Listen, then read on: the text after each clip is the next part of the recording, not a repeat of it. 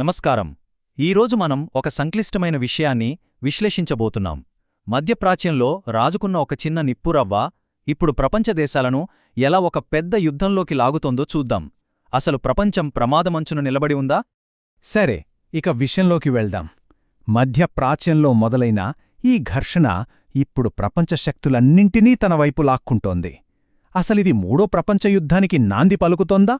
ఇదే ఇప్పుడు అందర్నీ తొలిచేస్తున్న ప్రశ్న. ఈ సంక్షోభం ఒక్కసారిగా చాలా పెద్ద మలుపు తీసుకుంది. ఇరాన్ చేసిన ఈ దాడి ఇదేదో అనుకోకుండా జరిగింది కాదు.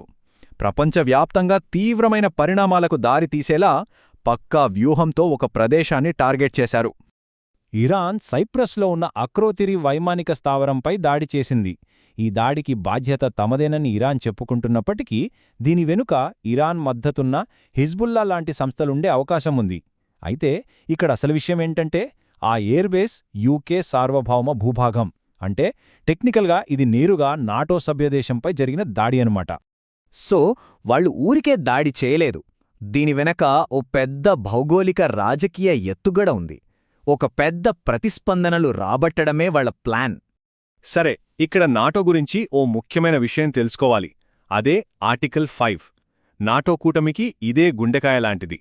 ఈ సూత్రం ప్రకారం కూటమిలోని ఏ ఒక్క దేశంపై దాడి జరిగినా అది మొత్తం కూటమిపై జరిగిన దాడిగానే పరిగణిస్తారు. అంటే ఇప్పుడు అసలు ప్రశ్న ఏంటంటే, ఒక యూకే బేస్ మీద దాడి చేసి ఇరాన్ కావాలనే ఈ ఆర్టికల్ 5ని యాక్టివేట్ చేసిందా? మొత్తం నాటో కూటమిని ఈ యుద్ధంలోకి లాగాలని చూస్తోందా? సరే, ఇప్పుడు అమెరికా రియాక్షన్ చూద్దాం. వాళ్ల స్పందన చాలా కన్ఫ్యూజింగ్గా ఉంది. సమాధానాల కన్నా ఎక్కువ ప్రశ్నల్నే పుట్టిస్తోంది. ఈ సంక్షోభంలో మరింత అనిశ్చితినే పెంచుతోంది. అమెరికా ఉన్నతాధికారులు ఏమంటున్నారంటే, మేం దేనికైనా సిద్ధంగా ఉన్నాం, ఈ పోరాటం చాలా కాలం సాగినా మా ఫోకస్ ఎక్కడికి పోదని గట్టిగా చెప్తున్నారు. మరి గ్రౌండ్ ట్రూప్స్ను పంపిస్తారా అని నేరుగా అడిగితే మాత్రం అధికారులు సూటిగా సమాధానం చెప్పట్లేదు. వాళ్ల భవిష్యత్తు ప్రణాళికల గురించి అవుననట్లేదు, అలా అని కాదనట్లేదు. అలా వాళ్లు దాటవేయడాన్ని బట్టి చాలామంది విశ్లేషకులేమనుకుంటున్నారంటే, ఆర్మీని పంపించే ఆలోచనను చాలా సీరియస్గా కన్సిడర్ చేస్తున్నారని అర్థమవుతోంది. ఒకవైపు అమెరికా ఇలా ఆలోచిస్తుంటే, మరోవైపు ఇరాన్ వేసిన ఈ ఎత్తుగడ నాటో కూటమిలోనే ఉన్న విభేదాలను బయటపెట్టింది.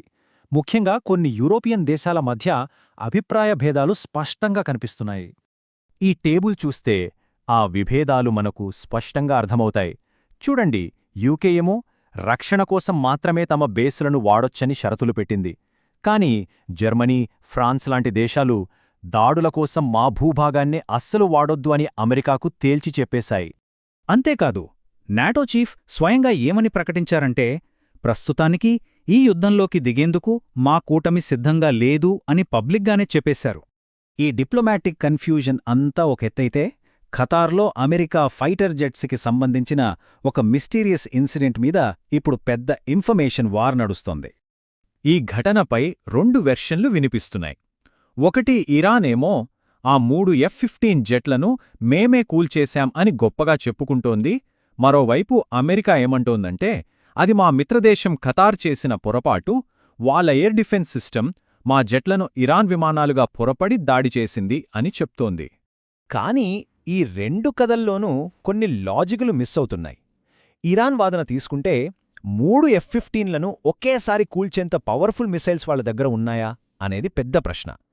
ఇక అమెరికా వాదన చూస్తే అసలు ఇరాన్ దగ్గర F-15 జెట్లే లేవు. అలాంటప్పుడు అంత అడ్వాన్స్డ్ ఎయిర్ డిఫెన్స్ సిస్టమ్ వాటిని ఇరాన్ జెట్లుగా ఎలా పొరపడుతుంది? సో ఈ 2 కాకుండా 3వ అవకాశం ఏమై ఉంటుంది? ఆ 3వ అవకాశం నిజమైతే గనక అమెరికాలోని ఓ అతిపెద్ద ఇండస్ట్రీకి అది పెద్ద దెబ్బే. ఒకవేళ ఆ జెట్లు కూలిపోవడానికి కారణం టెక్నికల్ ఫెయిల్యూర్ అయితే, అంటే పరికరాలు సరిగ్గా పని చేయకపోవడం వల్ల క్రాష్ అయితే, ఆ నిజాన్ని అమెరికా అస్సలు ఒప్పుకోలేదు. ఎందుకంటే అలా ఒప్పుకుంటే వాళ్ల మిలిటరీ హార్డ్వేర్ అమ్మకాలకు, వాటి ప్రతిష్టకు భారీ నష్టమొస్తుంది. అంటే ఈ గొడవ ఇక మధ్యప్రాచ్యానికే పరిమితం కాదు. దీని ప్రభావం నెమ్మదిగా ప్రపంచమంతటికీ పాకుతోంది. మరిన్ని దేశాలను ఈ యుద్ధంలోకి లాగేస్తోంది. ఇప్పటికే దాదాపు 15 దేశాలు ప్రత్యక్షంగానో పరోక్షంగానో ఈ గొడవలో ఇన్వాల్వ్ అయ్యాయి. అందుకే అనలిస్టులు దీన్ని పేరు పెట్టని ప్రపంచ యుద్ధమని అంటున్నారు. దీని పర్యవసానాలు ఒకదాని తర్వాత ఒక్కటి బయటపడుతున్నాయి. ఒకవైపు ఇరాన్ ప్రపంచ ఆయిల్ సప్లైలో కీలకమైన హార్మోజ్ జలసంధిని మూసేసింది. మరోవైపు సౌదీ అరేబియాలో ఉన్న అమెరికా ఎంబసీ మీద డ్రోన్ దాడులు జరిగాయి. వీటన్నిటినీ గమనిస్తున్న చైనా లాంటి దేశాలు ఇదే మంచి అవకాశమని తమ ప్లాన్స్ వేసుకుంటున్నాయి. ఇదంతా చూశాక మనకొచ్చే చివరి ఆలోచన చాలా కలవరపెడుతుంది. ప్రపంచంలోని పెద్ద దేశాలన్నీ ఈ ఒక్క సంక్షోభం మీద దృష్టి పెడితే మరి మిగతా ప్రపంచంలో ఏం జరుగుతుందో ఎవరు పట్టించుకుంటారు?